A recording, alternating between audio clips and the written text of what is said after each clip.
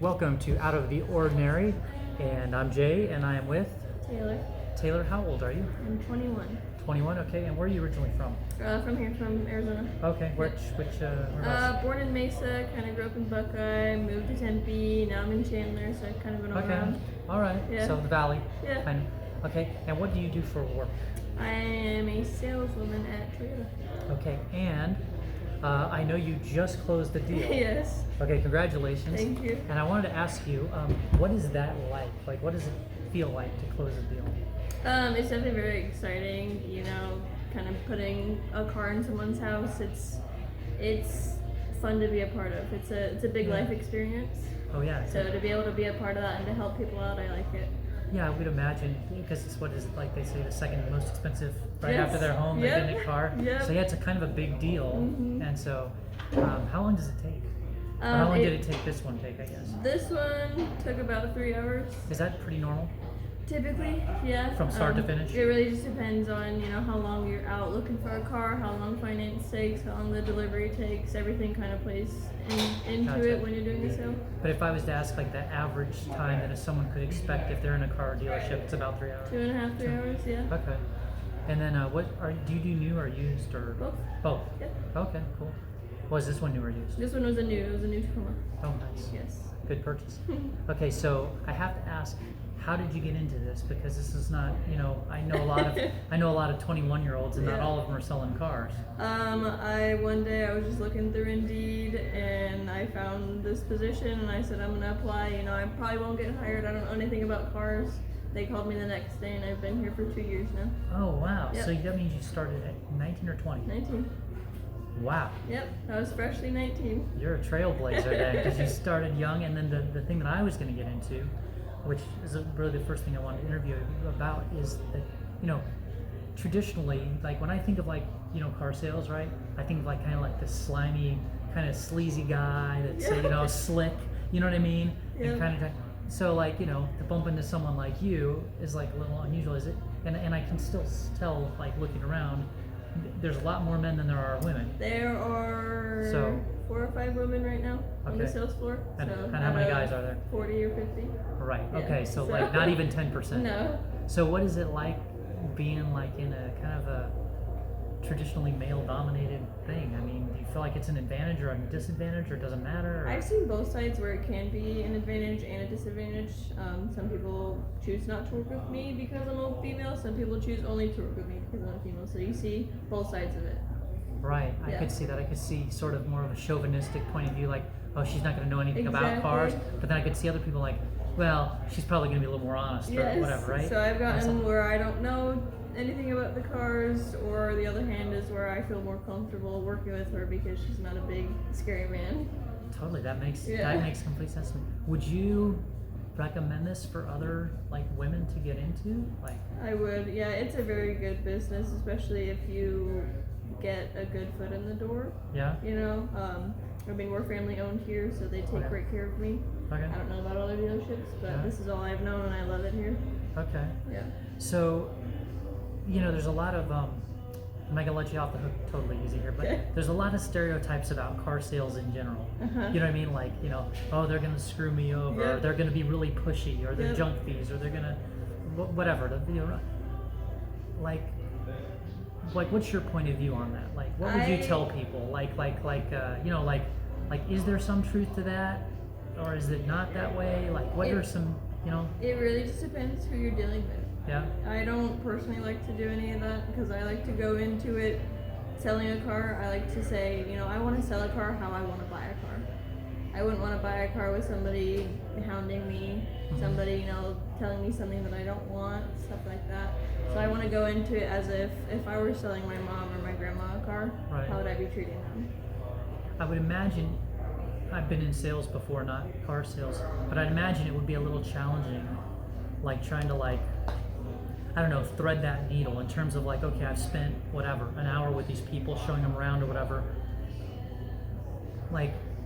I don't want to be pushy, but I feel like they want to buy this car, and I know if I don't try to at least close them they might go to the next dealership and then they'll run into a really pushy person and then they'll end up buying it. I mean, do you find that is something you think There's about? definitely, like you said, there's a fine line between it, but when I get to that point, I just like to be honest and say, you know, hey, I wouldn't be a good salesperson if I didn't ask, would this car work for these circumstances for you? Where are you at?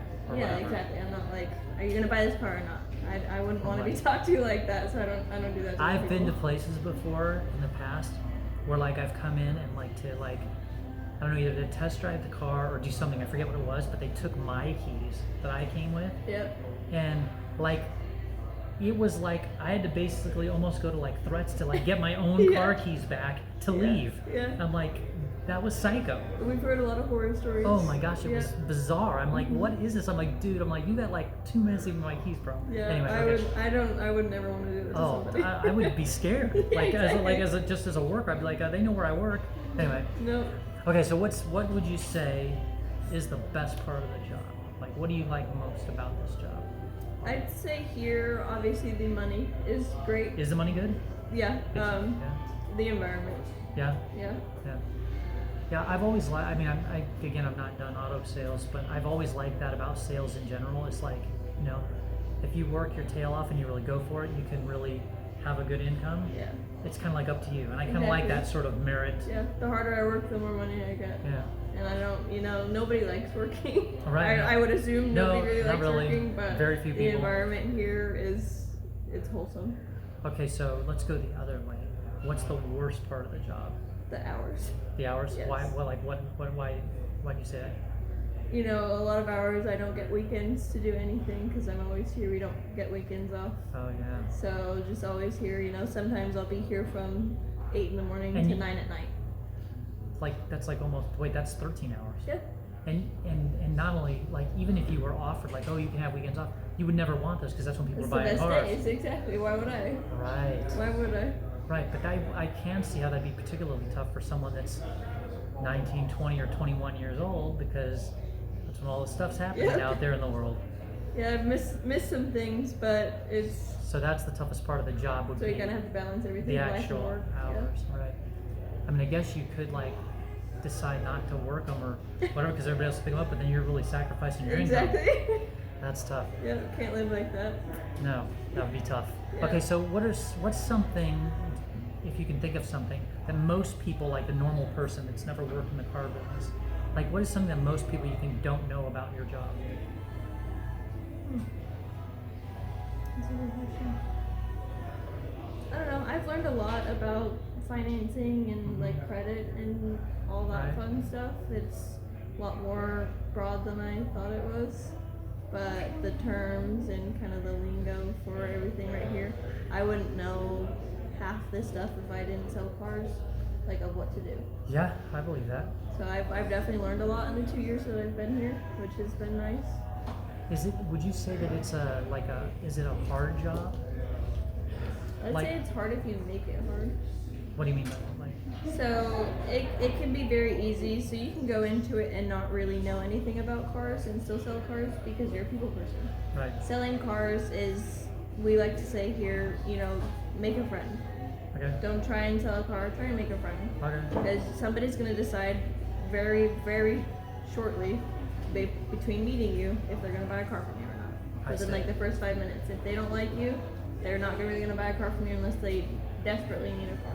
No, that makes sense, sure. So I try to go into it as make a friend, then try and sell the car. Yeah, I like that. I think that's smart.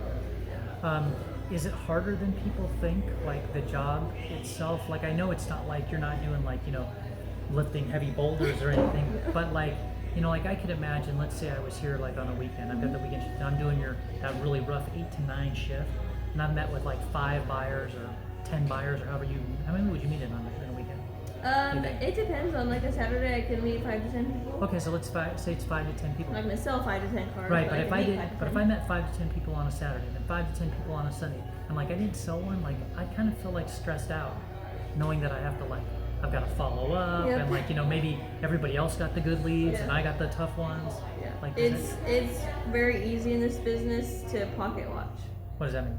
So watching other people, what are you selling? How much are you making? Oh, you sold that? Oh, I would have sold that if I was over there at that time, you know? Oh yeah, if I would have got them, I would have. Exactly. So Right. it's never healthy, and I used to do it when I was newer. I think that's human nature. Yeah. Exactly. But it's not good for your mind or health. But it doesn't do anything. It No. doesn't move the ball forward. It just makes you more angry. Yeah, bitter. And you don't need that. Bitter instead of better. Something like that, I take that as a positive of, hey, I actually have some good follow up for Monday or Tuesday now.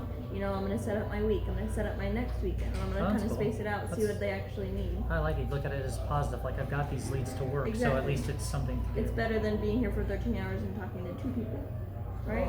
Yeah, is that a part of the job that's a little tough? Like, does it? Because like I've gone to places, including this one, where there's like a lot of salespeople, and like I could see if the volume was really low, like, you know, twiddling your thumbs could get a little. Does that ever happen? Yeah. Do you like get bored? Yeah, all the time. I mean, I sit around and do nothing a lot. I never lie, you know. Right. So it's But I try and fill my time. We have a big service department, so we talk to service guests Yeah. all the time.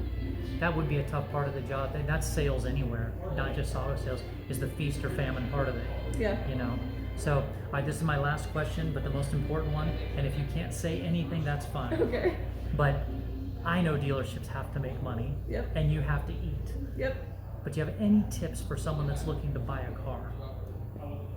Like what's something they just shouldn't do that's not going to help them get a good deal, or something they should do that will help improve their chances of a decent?